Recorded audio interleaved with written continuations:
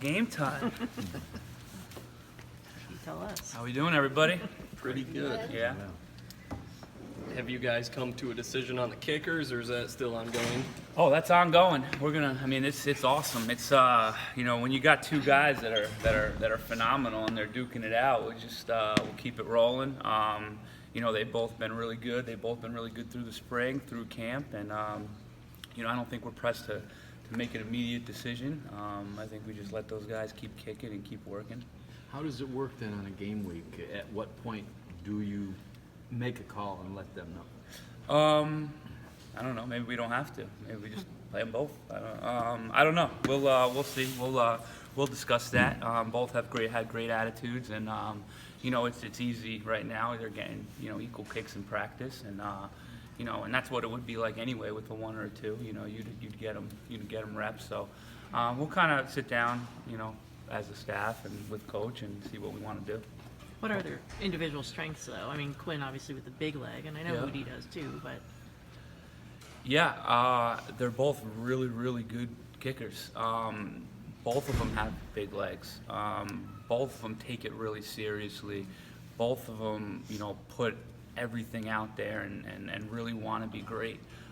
They're similar in the regard that they both can kick pretty deep field goals, and they both can be really, really accurate too. So they're not really separated by much. I think we have maybe the best kicker room in the country. When you put both of them together. So it's really good. It's fun. It's exciting to coach them. Do you want just one? Do you plan to use both throughout the season? Sounds like they're that even. Yeah, I mean, can't really answer that. It's nice to have both, right? So I'd love to see them both play. How did Quinn respond this offseason after losing the job last year? Quinn's been awesome. He's had a heck of an offseason. He's the hardest guy when it comes to his work ethic, in the weight room and all that. He's been a good leader in the room. He's doing what, he should do and what you expect a guy to do, even though that's not common nowadays. Most guys will run. But back in the day, there was no running. You man up and you fight through and you be a good teammate and you try to get that job back, and that's what he's done. Who are the guys in it yet for the return spots? Return spots. It's funny. It's like you don't realize. So going into football camp, you have 66 special team spots that people are fighting for. 66 on all phases. So we've had a lot of them are ironed out and ready to rock, but there's still some open. The returner is one that I would say is open for the most part. And again, you don't have to use one guy if you have some really good guys.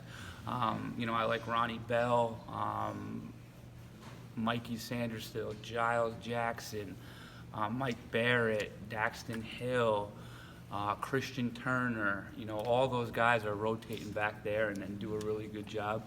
Ambry Thomas is now coming back. At some point, we'll get in the mix there. So there's a bunch of guys that could help us there. So Jim said that a lot of the true freshmen are going to start out more like on special teams, including Dax. So what amount have they been spending working out with special teams versus at their positions, and how are they looking? Yeah, that's a great question. So there is no, hey, he's going to be special teams and he's going to work less on offense and defense. It doesn't work like that. They work on offense and defense time. They work on special teams time. That's the whole team. In that regard, there's no more focus in terms of that, because we got to get them ready in all aspects of the game. But those guys will. There are some guys that will contribute on some special teams as freshmen, and it's what you want. But just like we have some seniors that'll contribute on special teams, the best guys are going to play. So if there's a freshman that's going to be better suited for a unit, then he's going to play on that unit. Chris, was that whole list of guys your punt returners too? No punt returners. It's really Donovan Peoples-Jones is the returner. He's done it for 2 years, and then Mikey Sanderstill, Ronnie Bell are working back there. I would say, and Lavert Hill is working back there. I would say those four are the guys who are working as punt returners. Coach, can I ask you about Cameron Cheeseman, your long Yeah. snapper? Yes. What's his practice routine like? He practices hard. He's really continued to take the next step as a long snapper. Continued to get stronger and more fit. He's a 3-year starter coming back, so he's taking a leadership role there. He works out, he practices. I mean, you can only imagine how many snaps he takes a day, in all aspects. And we're excited. He's a really good player for us. How many about do you I can't imagine. We don't count it per se, but it's well over 100. He snaps the whole practice long. Is he to the point where he can get it not on the field goals and extra points where the holder doesn't have to rotate it with the Oh, laces? yeah, he's close. He's close. Not everyone, but he's pretty good at it. What's up, Jay? Hey. Got Jay Harbaugh here. Enjoying the presser. So you mentioned Lavert Hill as someone who's working out at punt returner, and he hasn't, he's a senior and he hasn't done that much returning in his career. So Yeah. how does it kind of work for someone like that, who's an established senior, to kind of like start doing returning? Yeah, he's been doing it since his career started. So, we've just fortunate enough to have Donovan back there, but Lavert, has been back there the whole time. So I wouldn't be scared to put Lavert in a game. He's pretty dynamic and he catches the ball well. So he's been back there the whole time. But we've heard a lot about Brad Hawkins this offseason. What have you seen from him this summer in camp? Brad is just growing and growing and growing and growing as a safety here. He just gets better every single moment. It's just he's got so much room to grow because he had never played defense before he got here. And then we started him down at the Viper spot, then moved him back, and he's taken to it. His knowledge of the game is immensely above what it was last year, even last year, and his ability to cover is phenomenal because he's a big body that can cover, which is hard to find. So we're really excited about him, and he practices hard. He's a great young man. He takes on more and more and more. So we're excited about him. I can't wait to see him, on the field on Saturday. How important is he for this year's defense? Because he can play safety and come down and cover in the slot. How Oh important yeah, is that ability? you can't even name how important it is. That's what our defense is, So he's immensely important. Harbaugh said the other day that Daxton Hill is as advertised. Oh, yeah. What exactly does that? What does that mean exactly? He can run. He can tackle. He's a great young man. He's got a great work ethic. He's as advertised. We're very excited about him. Where is he? Excelled. Like what has he been able to do since he's gotten on campus? He's a really good cover guy. That's where he's excelled, I'd say. But he's going to be an all-around great player. He's really good, and he knows the game. He's knowledgeable. He's smart. He cares, and he's got a strong work ethic. What separates him from what you kind of envisioned for his freshman season, or is he already at the level that you want him at? Well, he's not. No, that's kind of impossible. I'm gonna want him to be an All-American. So it's maybe, who knows? But he's really above and beyond what you would normally say is his learning curve. He's doing a really good job in terms of taking it on and learning the defense. From a safety spot, it's not that easy. You got a lot going on back there. So he's above and beyond that. Athletically, he's phenomenal. It's what you want. His explosive and his ability to run, his ability to track the ball is really good. Is he your fastest guy? Is that a close competition? In terms of the safety group or the team? Your safeties and maybe the guys you work with on special teams. He's the fastest guy at safety. He's probably one of the fastest guys on the team. I think Giles Jackson, Ambry Thomas, DJ Turner would be up there. We got some guys that can motor, but he'd be one of them for sure. Speaking of that, you guys keep having Mike Barrett return kicks. How fast is he? I know he's a linebacker now, but how fast is he? Yeah, he's Mike Barrett isn't maybe as fast as those guys, but he's very fluid. He's very smooth. He's got really exceptional ball skills.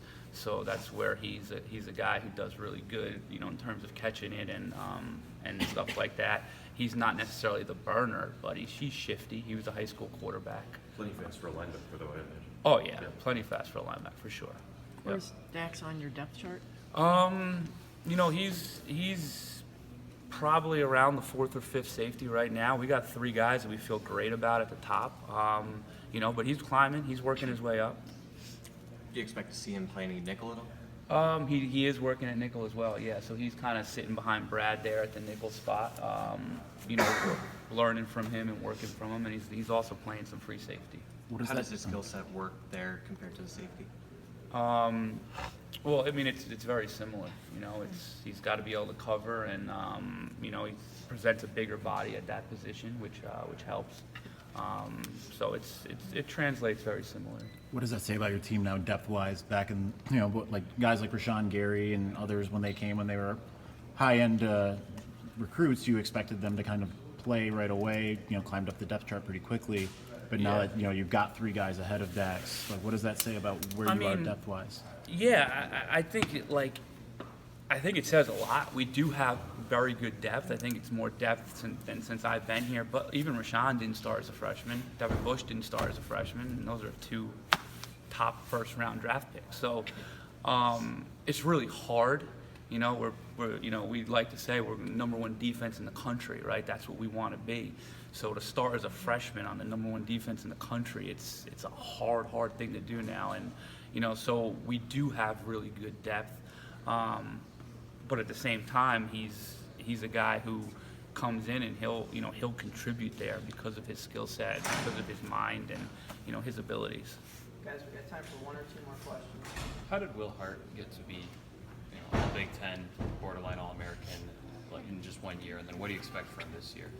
Yeah, great question. Love Will. Really dialed-in guy, strong leg. You know, his recruiting was funny. You know, he was like a Colgate. He was going to Colgate, and we're like, holy crap, this guy can really kick it, you know. And he came, and he just had a learning curve early because, as I mentioned before, you know, we directionally punt those guys. It's not easy to come in here from a high school and just be a really good punter. You know, so how did he get there? He just worked. He just worked. He trusted in the coaching, and he worked through it. And you know, his ability was there when he figured out exactly how to do it, and what we were asking, he took off. We're expecting a huge year from him. He knows that. He's got to just take where he left off last year and continue to rise. He compared punting to being like a golf swing yesterday. Where do you see that comparison? Yeah, I mean, I'm not a golfer. I'd probably break the club when I try to golf, but I'm not a punter either. But yes, it's probably very comparable because if you're off just a tiny bit, that ball's going this way or that way. Or that way. So it's probably very comparable. You know, you got to be precise. You got to be on with your leg swing. You got to be on with your ball handling, your drop spot, all that stuff. So I would say it's very comparable. All right, guys, we got to move Chris that direction.